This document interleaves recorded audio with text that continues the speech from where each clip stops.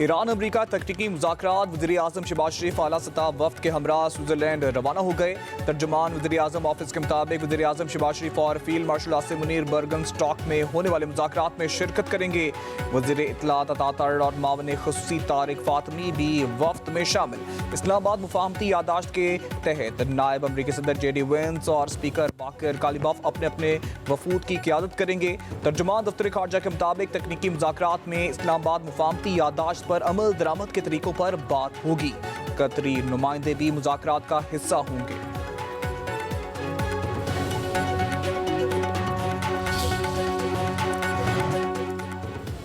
ईरानी वफ्द मफाहमती याददाश्त की पैरवी और इस पर अमल दरामद का मुतालबा करेगा। तर्जुमान ईरानी वज़ारत ख़ारजा इस्माइल बकाई का बयान।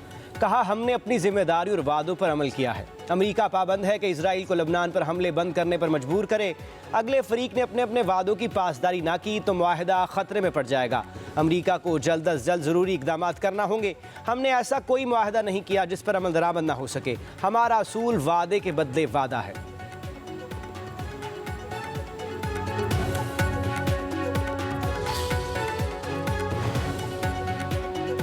60 रोज बाद भी आबनाए हुर्मुज़ में टैक्स नहीं होगा। अमरीकी सदर डोनाल्ड ट्रंप का बयान। कहते हैं टैक्स सिर्फ अमरीका के हक में या अमरीका लगा सकता है।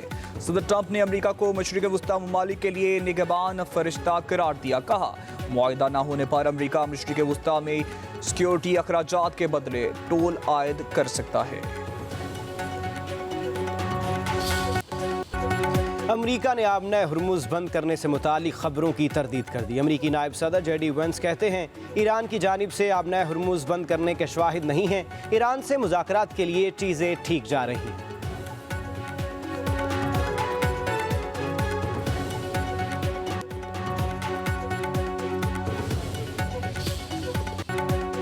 खित्ते में अमन और इस्तेकाम के लिए पाकिस्तान की सफारती कोशिशें। वज़ीर दाखिला मोहसिन नकवी की तेहरान में ईरानी वज़ीर दाखिला सिकंदर मोमनी और वज़ीर खारजा अब्बास अरागची से अलग अलग मुलाकात। ईरान अमरीका मुज़ाकरात के अगले मरहले समेत खित्ते की सूरत हाल और अमन अमल पर तबादला ख्याल। दोनों ममालिक का जंगबंदी और मुज़ाकराती अमल को खुशाइंद करार देते हुए सफारतकारी के तसलसल पर जोर। तज्ज़ियाकारों के मुताबिक हालिया सफारती राब्ते इस बात का सबूत हैं कि पाकिस्तान खित्ते में कशीदगी कम करने और अमन के फ़रोग़ के लिए फ़ाल और मुस्बत किरदार अदा कर रहा है।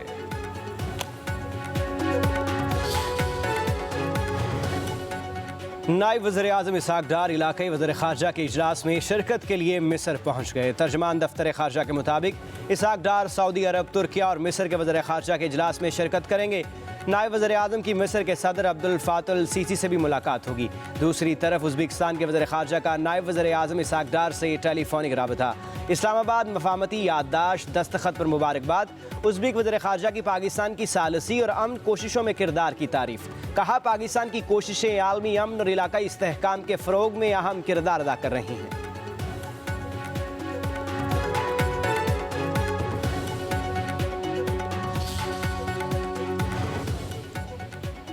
लाहौर की इंसदादे दहशतगर्दी अदालत ने 9 मई को मुगलपुरा में पुलिस की गाड़ियां जलाने के केस का फैसला सुना दिया। डॉक्टर यास्मीन राशिद, उमर सरफराज चीमा, मियां महमूदुर रशीद और एजाज चौधरी को 10-10 साल कैद सुनाई गई।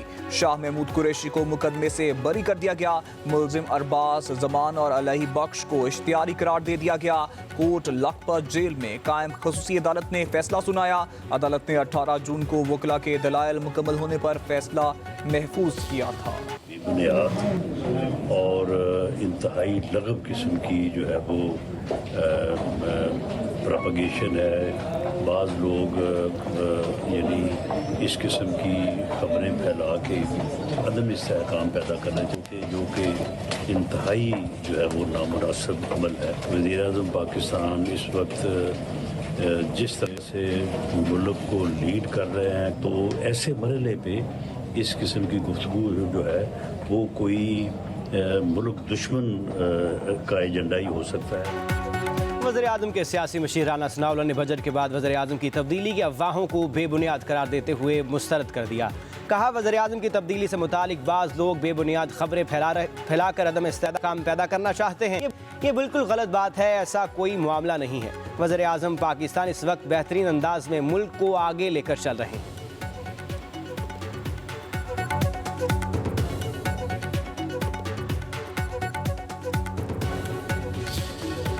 हमारी कोशिशें रंग लाई, खित्ते में जंग के बादल छट गए। वज़ीर खजाना औरंगजेब का कौमी असम्बली में इजहार ख्याल, कहा कि पाकिस्तान ने जंग रुकवाने में कलीदी किरदार अदा किया। अमेरिका और ईरान को मुज़ाकरात की मेज़ पर बैठाया। वज़ीर आज़म फील्ड मार्शल और कौमी क़यादत मुबारकबाद की मुस्तहिक है। ये हमारी सियासी और सफारती तारीख का रोशन बाब है। वज़ीर खजाना ने मजीद कहा कि मुफाहमती यादाश्त पर दस्तखत होते ही वज़ीर आज़म ने पेट्रोल की कीमत कम की। आज सनतों का पहिया रवां दवां है। बरामदी शोबे में बेहतरी आ रही है। तनख्वाहदार तबके में बोझ डालने की बजाय टैक्स नेट में इजाफे पर जोर दिया।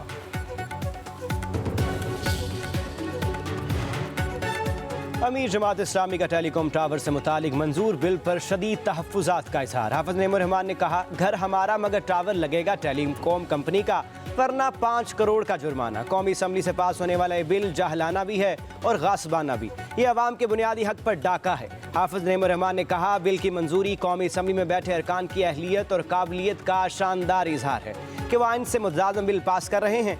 मकान तो छोड़ें, इस तरह के टावर्स खेल के मैदान और पार्क्स में भी कम्युनिटी की मर्जी के बगैर नस्ब नहीं होना चाहिए।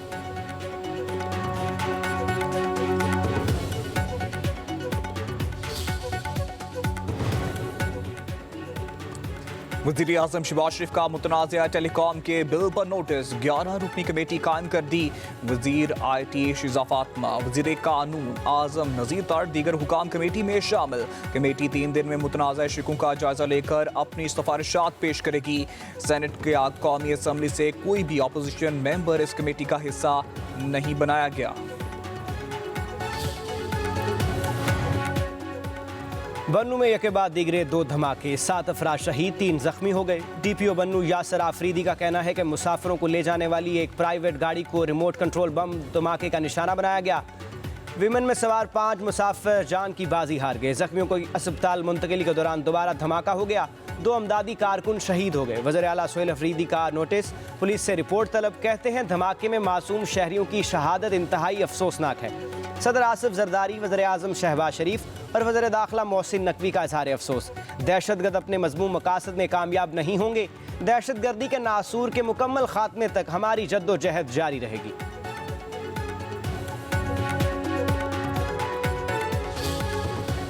अब वक्त आ गया है कि हम बगैर किसी लगी लिपटी के एक बड़ा इत्तेहाद के साथ जो है पाकिस्तान जो है वो दहशतगर्दी के खिलाफ जो है एक फैसला खुद जंग जो है वो लड़े, ताकि इस बुराई का इस जो एक अज़ाब जो है इस सूरत में अल्लाह ताला माफ़ करे हमें, इसको